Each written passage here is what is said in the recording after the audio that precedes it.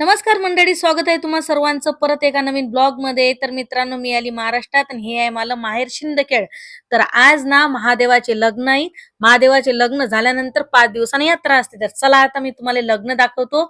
महादेवाचे लग्न कसे लागतात कसे नाही. तर मित्रांनो, आमच्या गावची प्रथा आहे शिंदखेडची की दरवर्षी महादेवाचे लग्न लागतात, मग 5 दिवसांनी यात्रा असते. तर हे ना पिढ्यानपिढ्या चालू राहते बरं. तर तुम्हाला बी मस्त लग्न जर पाहायचे असतील महादेवाचे, तुम्ही बी म्हणसाल काय जबरदस्त लग्न लागतात बघ शिंदखेडात.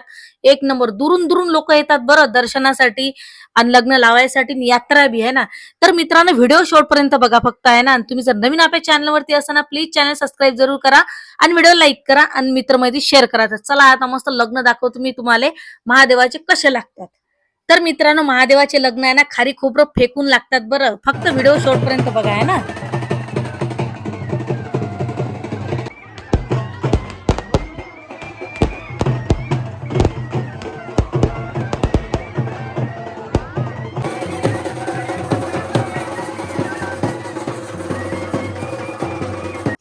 तर मित्रांनो, बघू शकता पूर्ण जेवढं बी मंदिर आहे ना, वरून बी लोक सगळे जमा झाले फक्त लग्न लावायसाठी आहे ना. तर हे पिढ्यानपिढ्या हे प्रथा चालू असते आणि पुरातन काळातील हे मंदिर आहे बरं, तुम्ही बघू शकता. आणि आम्ही या मंदिरात या महादेवाच्या मंदिराची एक खासियत आहे. आमच्या गावच्या मंदिराची खासियत अशी आहे की हा जो रोड दिसते ना, या रोडच्या जमिनीवर आहे ना, या गोट्यातनी मस्त चांदीचे शिक्के असे ठोकलेले होते बरं, लय सारे होते. पण कसं कालांतरानं लोकांना ते काढून नेले आहे ना.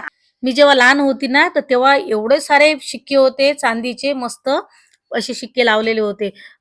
तर बघू शकता मित्रांनो, कशी भीड चालू आहे आणि हे खारी खोबरं फेकून राहिले बरं. आणि ते बाया प्रसाद म्हणून घेऊन राहिले. तर जे पालखी येते ना, त्या पालखीतनी शंकर पार्वती असतात. हा पहा, हे पालखी आहे ना, हे याच्यामध्ये हे पहा शंकर पार्वती असतात. त्याच्या अंगावर ते ह्या पहा, या पालखीत आहे ना, त्याच्या अंगावर ते खारी खोबरं फेकायला लागते आणि हे 5 फेऱ्या अशा मारतात पूर्ण मंदिराला आहे ना. मग नंतर लग्न लागते.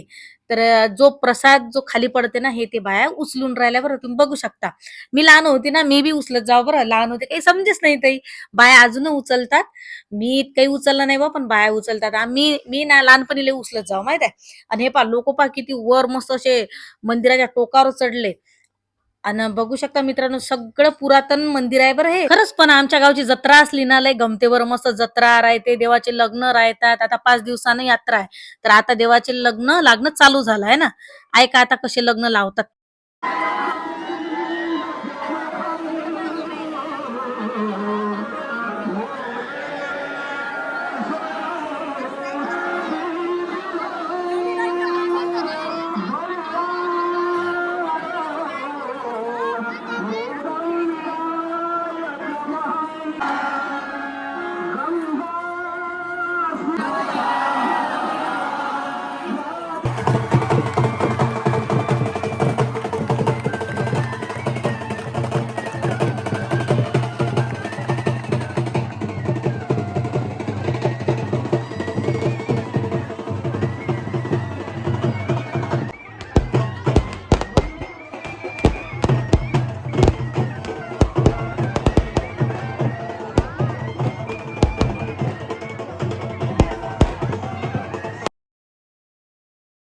तर मित्रांनो, महादेवाचे लग्न झाले आता. तर आता चाललो आम्ही घरी बुवा. लय थकलो होतो आहे ना. एवढी गर्दी होती. त्या दरवाजातून निघता नाही यायचं आम्हाला. महाद्वारमधून निघता नाही यायचं, एवढी गर्दी. तर बघू शकता मित्रांनो, इकडे मस्त डॉक्टर बाबासाहेब आंबेडकरांची प्रतिमा आहे. आणि मधात मस्त मोरेश्वराचं मंदिर आहे आणि साईडले श्री छत्रपती शिवाजी महाराजांची बी प्रतिमा आहे. तर मित्रांनो, असं हे मला सुंदरसं माहेर आहे. तर या माहेरातल्या जे लहानपणीच्या आठवणी आहेत, जे आपण लहानपणापासून तर लग्नापर्यंत जे आठवणी आहेत, ते सगळ्या मला आठवतात. आणि मेन म्हणजे यात्रा असली ना, लय मस्त गमते बरं आमच्या गावात. यात्रा मग 14 एप्रिल मस्त राहते, माहोल राहते बरं आमच्या माहेरात. तर असं हे सुंदरसं मला माहेर आहे.